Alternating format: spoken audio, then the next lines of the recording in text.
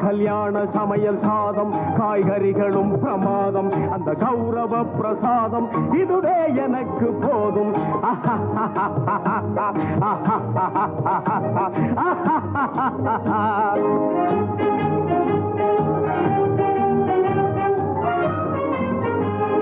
அந்தார பஜ்ஜி அங்கே சுந்தார சொஜ்ஜி இங்கே அந்தார பஜ்ஜி அங்கே சுந்தார சொஜ்ஜி இங்கே சந்தோஷம் மீறி பொங்க